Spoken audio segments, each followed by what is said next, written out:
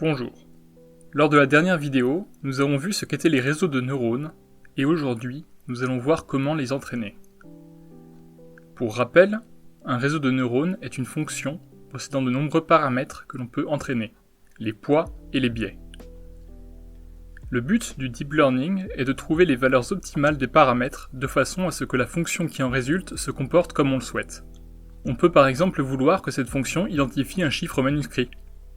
Nous verrons dans cette vidéo un algorithme appelé la descente de gradient qui ajuste les paramètres de façon à ce qu'ils s'approchent d'un optimum. Cet algorithme est rendu possible grâce à un autre algorithme appelé la rétropropagation du gradient.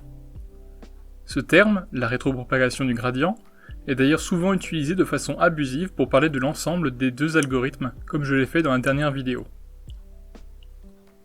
Tout d'abord, pour améliorer les performances d'un réseau de neurones, il faut lui donner beaucoup d'exemples labellisés, c'est-à-dire que les exemples sont donnés sous la forme de paires x, y chapeau, où x représente les entrées du réseau de neurones et y chapeau représente les valeurs de sortie attendues.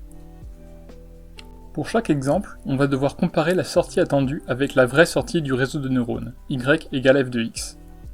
On définit alors une fonction de coût qui indique à quel point le réseau de neurones s'est trompé sur un exemple en particulier. Par exemple, on peut utiliser comme fonction de coût la somme des carrés des différences entre y chapeau et y égale f de x. Les nombres sur la gauche sont les différentes valeurs de sortie du réseau de neurones, et les nombres à droite sont les valeurs attendues. On peut voir qu'avec cette fonction, le réseau de neurones classifie correctement le chiffre manuscrit uniquement lorsque le coût est faible. Il est alors logique que si on prend la moyenne du coût pour l'ensemble des couples x, y chapeau du jeu d'entraînement, on obtient une mesure de la performance du réseau de neurones sur ce jeu d'entraînement. Plus le coût total sera faible, meilleur sera le réseau de neurones.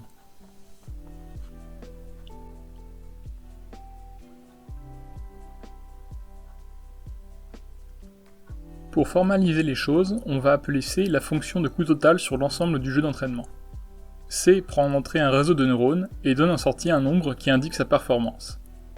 Or, lorsque les entrées sont fixées, le réseau de neurones est entièrement décrit par ses paramètres. On peut donc voir C comme une fonction des paramètres du réseau, c'est-à-dire les poids et les biais. Le but est alors de trouver le minimum de cette fonction, car minimiser le coût revient à maximiser la performance du réseau de neurones. Sauf que cette fonction est compliquée car c'est une fonction à plusieurs variables qui peuvent être très nombreuses. Voyons donc un exemple plus simple pour commencer, celui où la fonction à minimiser n'a qu'une seule variable w. Dans ce cas, on peut représenter graphiquement le coût à l'aide d'un graphe en deux dimensions. Le coût est en ordonnée et la variable w est en abscisse. Le problème est que la fonction peut être très complexe avec plusieurs minimums locaux. Même si dans le cas présent un humain est capable de trouver l'emplacement du minimum global, c'est-à-dire le vrai minimum de la fonction, un ordinateur aura plus de mal à le trouver algorithmiquement, surtout si la fonction est plus complexe et possède beaucoup plus de variables. Mais on peut tout de même trouver facilement un minimum local. Pour cela, il suffit de prendre un point au hasard sur la courbe et de regarder la valeur de la pente de la tangente à la fonction en ce point. Si cette pente est positive, on déplace notre point vers la gauche, et si elle est négative, on déplace notre point vers la droite.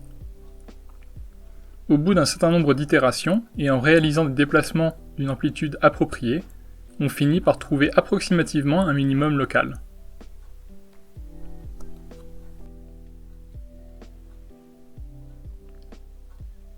Dans le cas de fonctions à deux variables maintenant, on a une représentation de la fonction en trois dimensions. Le principe reste plus ou moins le même.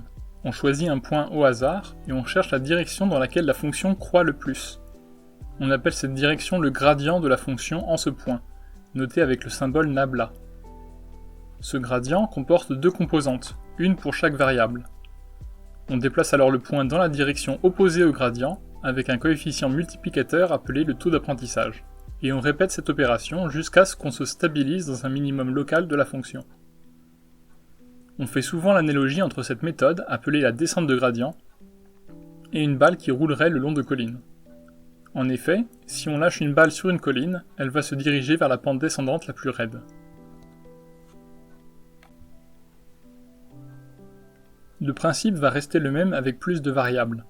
On prend initialement un point au hasard, on calcule le gradient, on déplace le point dans le sens inverse du gradient, on recalcule le gradient, on redéplace le point, etc. jusqu'à ce qu'il y ait convergence. Alors je parle ici de déplacer le point dans un espace à très grande dimension, et ce n'est pas nécessairement intuitif, on va donc voir les choses sous un autre angle. Chaque composante de l'opposé du gradient correspond à un poids ou un biais, et le nombre qu'elle contient représente le changement qu'on doit opérer sur le paramètre afin de réduire le coût. Plus le nombre est grand, plus il va falloir changer le paramètre, et le signe nous indique s'il faut le diminuer ou l'augmenter.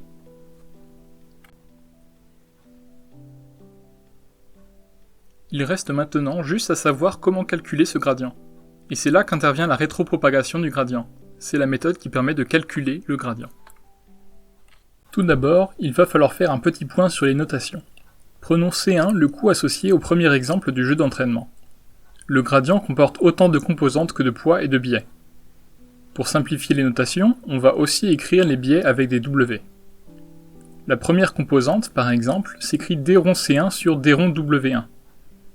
Cette notation peut paraître étrange, mais elle a du sens. Pour le voir, revenons au cas avec une seule variable. Dans ce cas, en un point de la courbe, si on zoome suffisamment, la courbe aux alentours de ce point ressemble à sa tangente. Cette tangente a pour pente dc1 sur dw, un petit déplacement le long des ordonnées sur un petit déplacement le long des abscisses. De la même façon, d rond C1 sur d rond W1 correspond à comment change C1 lorsqu'on effectue un petit changement sur W1.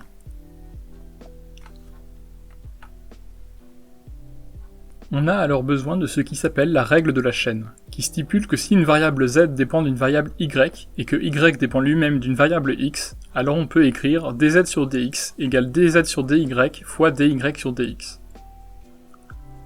Cette écriture correspond au cas où les fonctions dépendent d'une seule variable, mais elle s'applique aussi à notre cas avec les d-ronds lorsqu'il y a plusieurs variables. Intuitivement, cette formule peut s'expliquer. Comme l'a dit le professeur George Finlay Simmons, si une voiture va 2 fois plus vite qu'une bicyclette et que la bicyclette va 4 fois plus vite qu'un homme qui marche, alors la voiture va 2 fois 4 égale 8 fois plus vite que l'homme. Avec ceci, nous sommes prêts à nous attaquer à la rétropropagation du gradient. Prenons un réseau de neurones particulier pour illustrer cette méthode, qui soit ni trop simple ni trop compliquée. On prendra un réseau à 2 entrées, une couche cachée avec 2 neurones et une couche de sortie avec 2 neurones. On note les poids W1 jusqu'à W8 et les biais B1 à B4. On note aussi les différentes sorties des neurones Y1 à Y4 et les entrées X1 et X2. C1 correspond au coût associé au premier exemple du jeu d'entraînement, qui a pour label Y1 chapeau et Y2 chapeau. Le coût s'exprime donc comme suit. On a aussi les formules pour Y1, Y2, Y3 et Y4, comme vu lors de la précédente vidéo. Pour simplifier les calculs, on va représenter ce qui se trouve dans les fonctions d'activation par des variables Z1, Z2, Z3 et Z4. Notre but ici est de calculer le gradient de C1 qui comporte 12 composantes, il y a en effet 8 poids et 4 biais. On ne va pas tous les calculer évidemment, mais donnons quand même des exemples suffisamment généraux pour que vous puissiez calculer les autres par vous-même. Commençons par calculer d rond C1 sur d rond W5. C1 dépend de Y1, qui dépend de Z1, qui lui-même dépend de W5, B1 et Y3 entre autres. La règle de la chaîne nous donne donc directement le résultat suivant. Et là, on a malheureusement besoin de mathématiques avancées pour réaliser le calcul des différents termes. Mais ce n'est pas très grave, car le résultat final n'est pas la chose la plus intéressante, mais c'est plutôt l'algorithme lui-même qui nous intéresse vraiment. On peut voir que l'on peut parfois réutiliser des calculs que nous avons déjà faits. Par exemple, si on cherche à calculer d rond C1 sur d rond B1, on fait comme précédemment. C1 dépend de Y1, qui dépend de Z1, qui lui-même dépend de B1. La règle de la chaîne nous donne donc le résultat. On peut s'apercevoir que 2 termes sur 3 sont déjà apparus dans notre calcul précédent. On peut donc gagner du temps de calcul en évitant de recalculer tous les termes. Nous allons maintenant voir un dernier cas de figure, lorsqu'on cherche à calculer l'influence d'un poids d'une couche plus antérieure sur C1. Par exemple, calculons d rond C1 sur d rond W3. W3 est utilisé dans le calcul de Y3, or Y3 est utilisé dans le calcul de Y1 et de Y2, qui influencent tous les deux le coût C1. Il faut donc prendre en compte ces deux chemins pour le calcul de ce terme-là. Une chose importante à remarquer est que les termes que l'on calcule en premier sont ceux situés le plus à droite du réseau de neurones, et qu'on réutilise ces calculs pour déterminer les termes plus à gauche. Et c'est pour cela que cette méthode s'appelle la rétropropagation du gradient. Et voilà, on a presque terminé, car on a maintenant suffisamment d'outils pour calculer le gradient du coup pour le premier exemple. Pour simplifier la notation, on va noter W le vecteur formé par les poids et les biais. Pour réaliser une étape de la descente de gradient, il nous faut le gradient calculé pour l'ensemble des données d'entraînement. En fait, il suffit de calculer la moyenne des gradients pour l'ensemble des exemples. Ou tout du moins, c'est la théorie. En pratique, c'est très coûteux de faire ce calcul, et même pour un ordinateur, ça prend du temps. Surtout lorsque m, le nombre d'exemples, est grand. Donc en pratique, on randomise, c'est-à-dire qu'on mélange les données d'entraînement et on les subdivise en plus petits groupes. On effectue alors une descente de gradient avec chacun des groupes, ce qui s'appelle alors une époque, puis on recommence jusqu'à ce qu'il y ait convergence.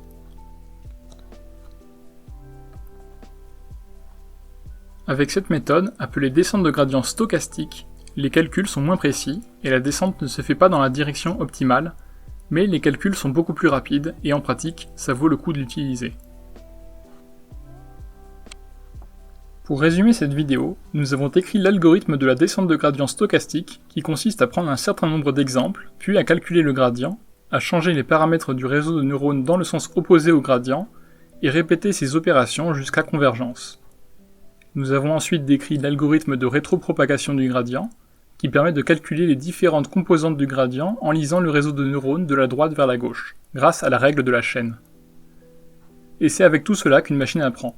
Cela n'a rien de magique, c'est juste une histoire de calcul et d'algorithme. Si vous avez suivi cette vidéo jusqu'au bout, félicitations, ce sujet n'a rien d'évident. Si cette vidéo vous a plu, vous pouvez la liker ainsi que la partager à d'autres personnes afin qu'elles découvrent cette chaîne. Je ferai prochainement une autre vidéo sur le deep learning avant de m'attaquer au sujet de la cryptographie. Donc si vous souhaitez en savoir plus, abonnez-vous à ma chaîne et cliquez sur la cloche pour recevoir des notifications. Merci pour votre attention et à la prochaine.